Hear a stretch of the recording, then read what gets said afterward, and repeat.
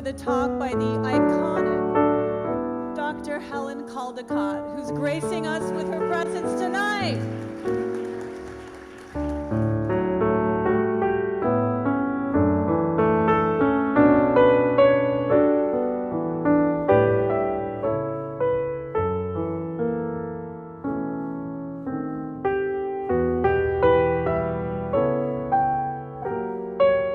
Adrienne, and thank you, Ashik, and thank you, David, and thank you to the COP26 People Summit team for giving the Global Network Against Weapons and Nuclear Power in Space the opportunity to share some of our research.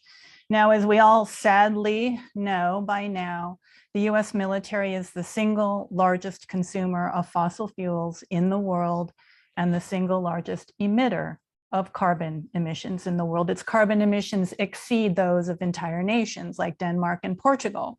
So we have the Biden administration now saying that they will mandate slashing carbon emissions.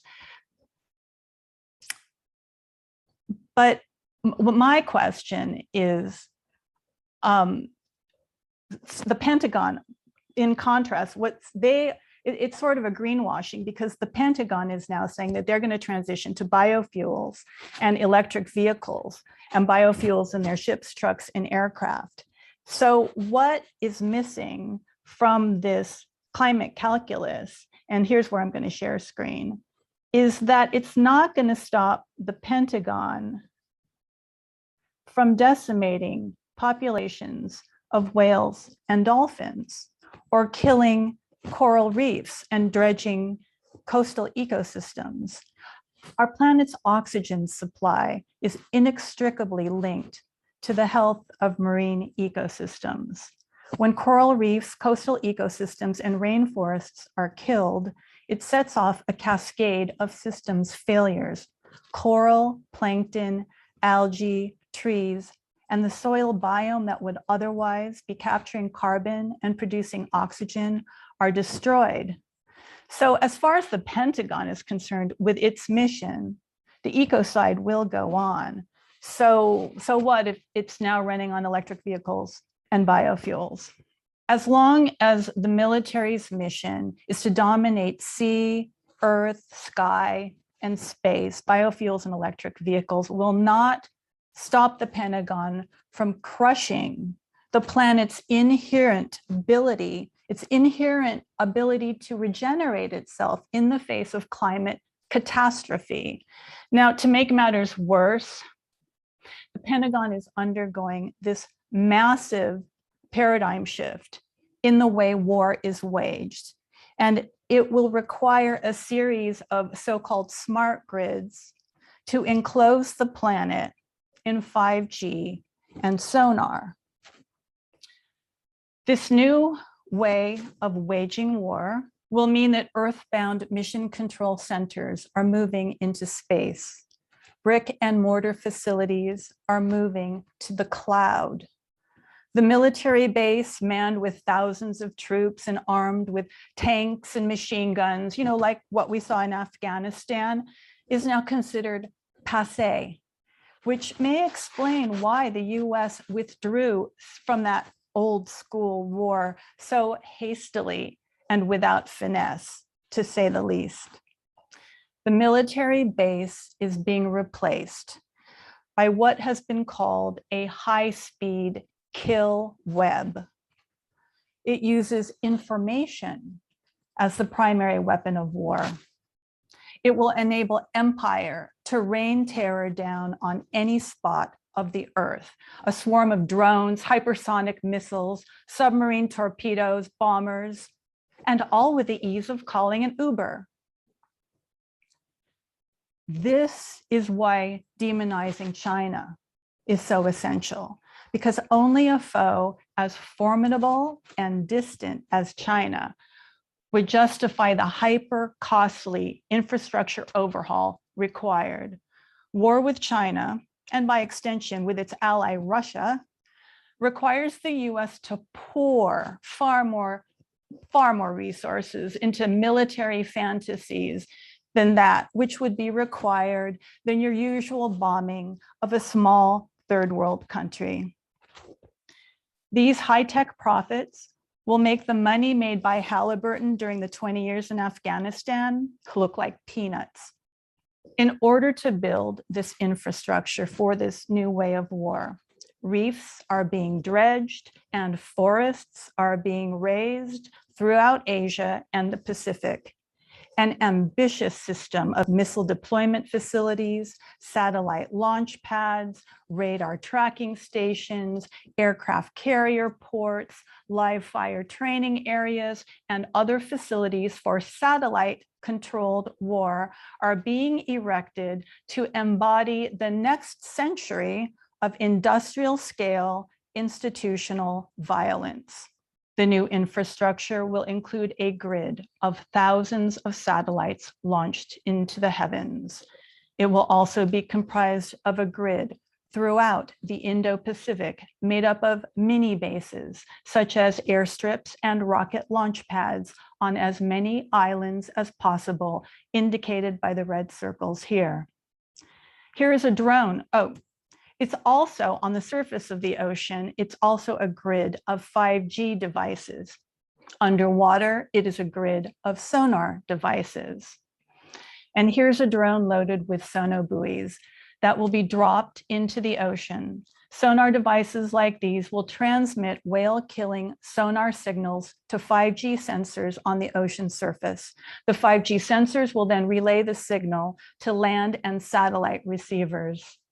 Just to give you an idea of how lethal sonar is to whales, when low frequency active sonar is activated in Hawaii, it has made the sperm whales all the way in Australia stop eating for 2 days. This is how fatally disruptive sonar is to whales and dolphins. It is equally detrimental for their mating, birthing, hunting, voyaging, everything they do. Saturating the ocean with sonar will kill the ocean. Nonetheless, this marine holocaust has been cynically dubbed the smart ocean. And here's an unmanned helicopter loaded with sonobuoys that will also be dropped into the ocean. The idea is to overlay the entire Earth with several layers of grids that will transform the planet into a real-life 3D chessboard. It is part of a master plan called the Joint All-Domain Command and Control, or JADC2. At the heart of the JADC2 is a data storage cloud called JEDI, now in development by Amazon and Microsoft, which happens to be one of the sponsors of this year's COP26. Other cloud companies such as Google, Oracle, and IBM have a chance to also win a slice of this deal worth tens of billions of dollars. The inaugural exercises to help develop this new gridded warfare were completed last summer in Hawaii. The new technology linked Navy and Marine Corps, sea, air, land, space, and cyber weapons spanning 17 time zones. Troops practiced blowing lots of things up in Hawaii's marine habitats by clicking on their laptops at Pearl Harbor, which is what we see here. In one exercise, Marines on Oahu struck a ship and sank it with missiles launched from a robot truck off the coast of the neighbor island of Kauai. So the oceans sequester an astonishing amount of carbon, 2 billion metric tons per year. And much of the sequestration is due to the presence of whales. Whales are absolutely essential to the ecological harmony of our oceans. And as such, they are the primary species for mitigating and delaying climate catastrophe. There's a marine biologist named Asha DeVos, and she provides us much information and research on how whales do this. So as whales dive to the depths to feed and come up to the surface to breathe, they actually release enormous fecal plumes. This whale pump, as scientists call it, brings essential nutrients from the depths to the surface waters where they stimulate the growth of phytoplankton that form the basis of all marine life and food chains. Because of phytoplankton photosynthesis, the oceans generate more oxygen than all the rainforests of the world combined. And this is especially true now that forests have begun emitting more carbon than they are capturing. In fact, 10 UNESCO World Heritage Site forests have begun releasing more carbon than they are absorbing. This alarming development places ever more importance on our oceans to function truly as the lungs of our planet. Once whales die, their carcasses transport carbon to the deep oceans. Every year, it is estimated that whale carcasses transport 190,000 tons of carbon to the bottom of the sea. That's the same amount of carbon as that is emitted by 80,000 cars per year. One of the most ecocidal developments of modern warfare is the delusionary need for perpetual year-round military practice in our oceans. We essentially have nonstop war now taking place in our oceans, and we have for a decade, even with no war officially being waged. But war is being waged. That is a war on all the living spirits that populate the undersea community and enable our oceans to support life on Earth, the whales, dolphins, turtles, crabs, seahorses, jellyfish, algae, seaweed, eels, plankton, manta rays, and coral. Naval exercises are the cause of tens of thousands of whale and dolphin deaths per year. Pentagon documents estimate that the number of injuries and deaths caused by war practice around the Mariana Islands alone, just around the Mariana Islands, will add up to around 150,000 individuals for the 12 years between 2015 and 2027.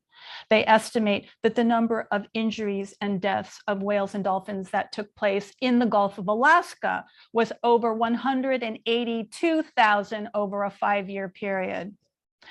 Because there are hundreds of naval exercises throughout the Indo-Pacific every year, we can easily extrapolate that the number of fatally injured whales and dolphins to be around 100,000 per year.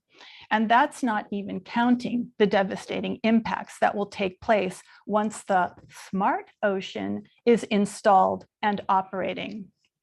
Basically, what we have here is the global economy is being organized around militarism. The US seems to think it can go about doing this while it simultaneously addresses the climate crisis, but that's not possible. You can't have it both ways. A weaponized Pacific is a dead Pacific, and a dead Pacific is a dead planet. The only way forward toward a livable future is through authentic climate cooperation between China and the US, because the people of the world want life. The people of the world don't want the oceans and the heavens militarized and weaponized. The people of the world want peace. And I close now and hand it over to Lisa with the thought that the word Pacific means peace. Thank you.